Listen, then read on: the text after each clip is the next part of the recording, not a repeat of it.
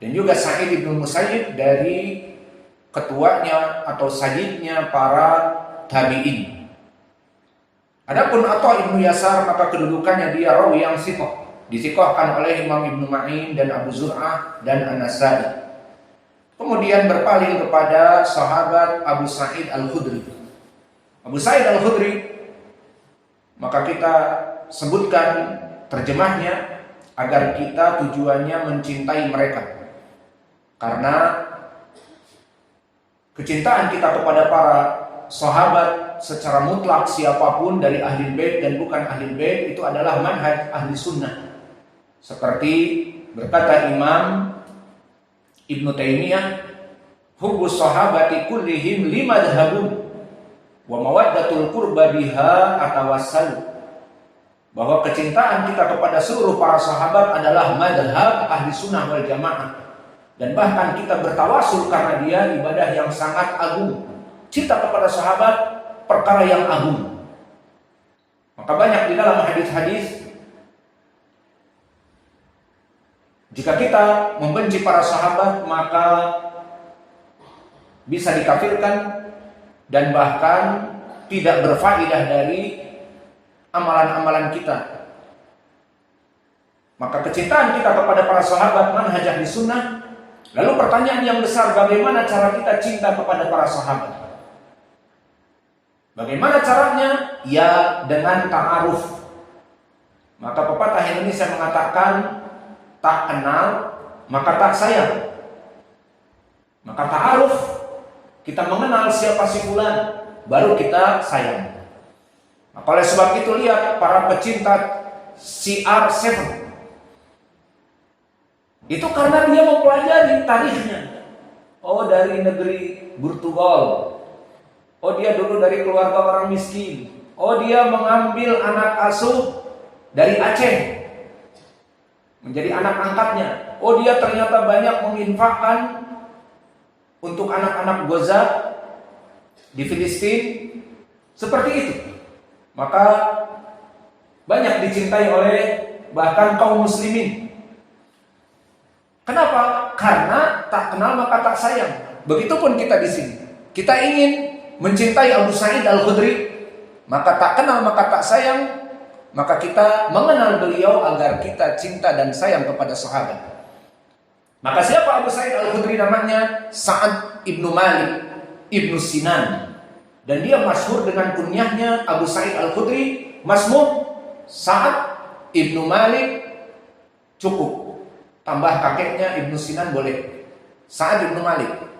Man ya Muhammad? Abu Sa'id Al-Khudri, Sa'ad ibnu Malik. Mana itu si Hafidh? 2 jam dia di WC. Atau tidur. Banyak kasus ya.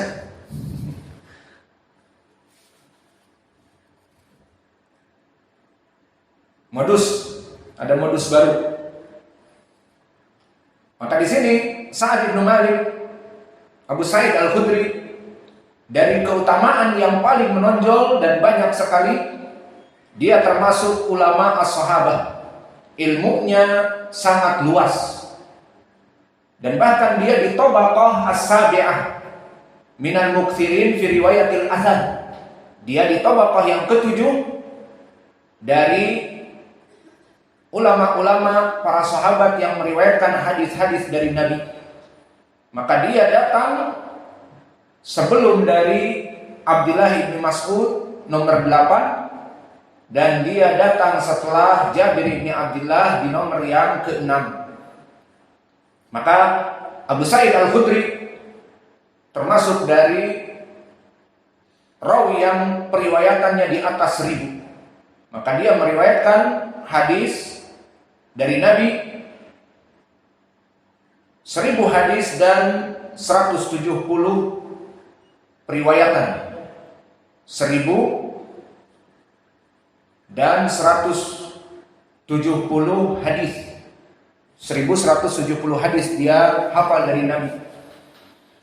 Maka akhirnya banyak sekali dari para sahabat di zamannya yang mana dia itu meriwayatkan darinya.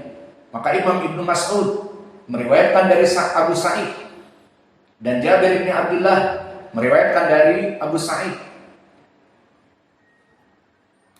Afwan, Ibnu Abbas juga meriwayatkan dari dia Ibnu Abbas, Abu Umamah, dan Ibnu Umar, dan juga Jabir dan Mahmud Ibnu Lubaid. Ini yang masyhur meriwayatkan dari Abu Sa'id Al-Khudri dari para sahabat. Maka seperti ini contoh juga riwayatul qarin. Dan dari kibar tabi'in yang meriwayatkan dari beliau, Sa'id ibnu Musayyib, Abu Utsman An-Nahdi, dan Thariq ibnu Syihab, dan Ubaid ibnu Umair, para tabi'i kibar yang meriwayatkan dari beliau, dari Abu Sa'id Al-Khudri. Dan dari keutamaan beliau, dulu masyhur beliau itu la yakhafu laumata laimin, dia tidak takut menegakkan kebenaran meskipun kepada para pemimpinnya. Lihat bagaimana para sahabat menegakkan kebenaran kepada pemimpinnya. Bukan seperti Khawarij di zaman sekarang, beraninya di jalan mendiskreditkan nama presiden dan membakar ban hanya karena BBM naik 3.000. BBM naik 3.000 jadi Khawarij, mencela pemerintah dan ribut dengan brimob di jalan. Maka Abu Sa'id Al-Khudri pernah ribut langsung dengan pemimpinnya. Namun untuk apa? Paling sedikit menegakkan kebenaran. Apakah karena dunia BBM naik? Tidak. Apakah karena haknya diambil oleh sultan, pemimpinnya di zamannya? Tidak. Tetapi menegakkan dari sunnah yang hendak dimatikan oleh amirnya. Maka telah datang hadis yang diriwayatkan oleh Imam Muslim, di antaranya hadis yang asbabul wurud, man ra'a minkum munkaran falyughayyirhu bi yadihi. Barang siapa yang melihat kemungkaran maka rubahlah dengan tangan, jika tidak mampu fabilisani, faman lam yastati fabi qalbihi wa dzalika adhaful iman. Maka hadis ini kisahnya adalah dulu Abu Sa'id Al-Khudri di saat melaksanakan sholat Id, dan di situ pemimpinnya Marwan Ibnul Hakam sudah bercita-cita memang jika dia di hari Id akan membuat mimbar, dan dibuatkan mimbar. Maka apa tujuannya Marwan Ibnul Hakam ingin membuat mimbar? Agar dia melaksanakan khutbah terlebih dahulu kemudian sholat. Maka ini menyelisihi sunnah. Sunnah hadis juga diriwayatkan Abu Sa'id Al-Khudri, muttafaqun alaih, kunna ma'a Rasulillah sallallahu alaihi wasallam fi sholatul Id, fitr wal adha, kana Rasulullah sallallahu alaihi wasallam yusalli tsumma yakhtubul linnas. Bahwa dia sholat dulu baru khutbah. Maka di saat Marwan Ibnul Hakam pemimpinnya dia hendak melaksanakan khutbah dulu, dan itu memang dipraktekkan dengan dibangunkan mimbar dari tanah sudah siap yang dibuat oleh Katsir Ibnu As-Saud dari penggawanya. Maka akhirnya Abu Sa'id Al-Khudri, seorang sahabi yang tidak takut untuk menegakkan kebenaran, dan di sini bukan demo namanya. Dan di sini bukan menggulingkan pemerintahan, tidak. Berbeda dengan kelompok Khawarij. Mereka kebanyakan ditunggangi dari propaganda-propaganda barat atau kufar, atau mereka yang membenci kepada negara kita Indonesia, agar turun di jalan protes kepada presiden. Kalau bisa turunkan sekarang juga, rebut kantor DPR, kantor MPR, bahkan langsung ke istana Bogor, turunkan Jokowi langsung. Maka apa ini gerangan? Propaganda dari orang-orang kufar. Negara Indonesia negara yang sangat baik. Kita mempunyai SDM, sumber daya manusia yang sangat baik. Maka jangan terkena propaganda orang-orang kufar yang mereka intinya kafir. Hidup di dunia ini pun mereka tidak mempunyai rules yang baik. Semua keburukan yang ada pada mereka dari tauhid, dari akhlak. Adapun orang Indonesia muslimun, kebanyakan dari mereka akhlaknya mulia dengan melaksanakan sholat dan sebagainya, maka jangan terkena propaganda. Kalau terkena propaganda kemudian ingin menurunkan presiden, maka akan gonjang-ganjing di Indonesia tanpa presiden, seperti negara Yaman, seperti negara Suriah, seperti negara Libya, seperti negara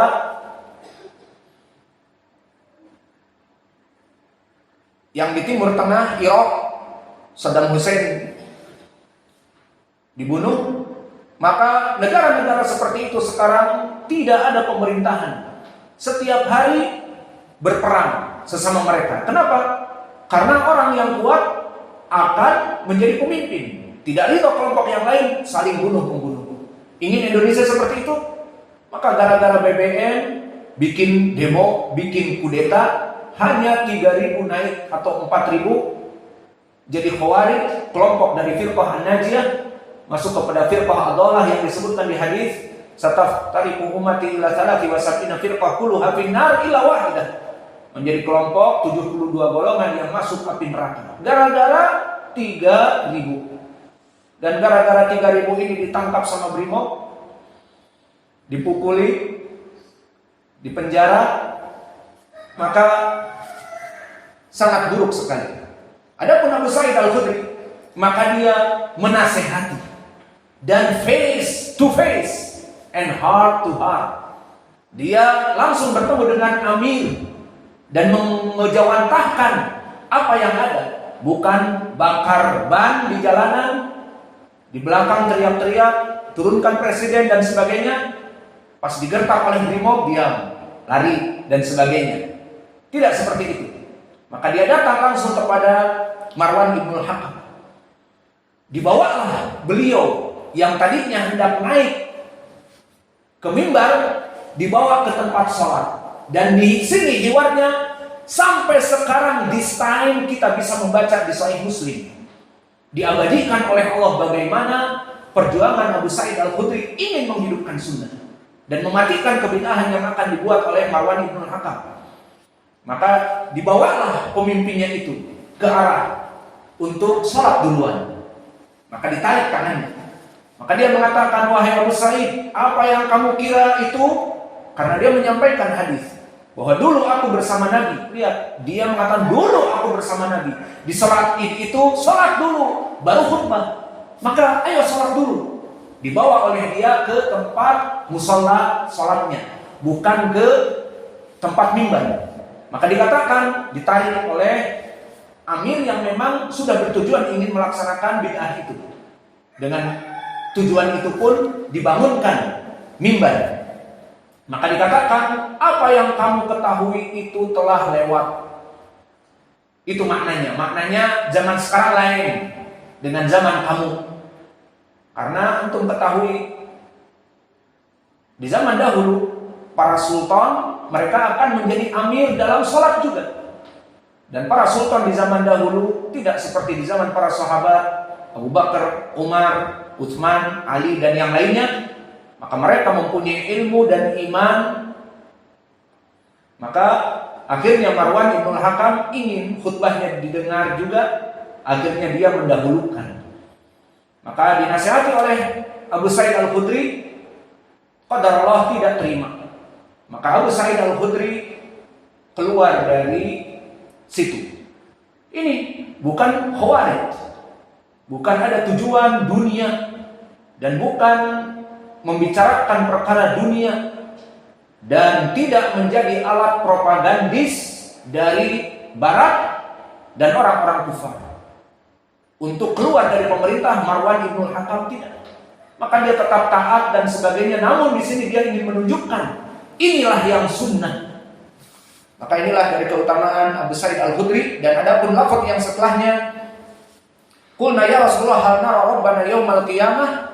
Maka ini wajah pendalilan dari hadis ini yang dimasukkan oleh Imam Al-Bukhari kepada sahihnya. Apakah kita melihat Allah di hari kiamat kelak? Ini dia pendalilannya. Dan ini telah kita bahas di pelajaran yang lalu. Maka kita cukupkan pelajaran kita di sini. Wa naktafi ila huna. Wa jazakumullahu khairan. Wa barakallahu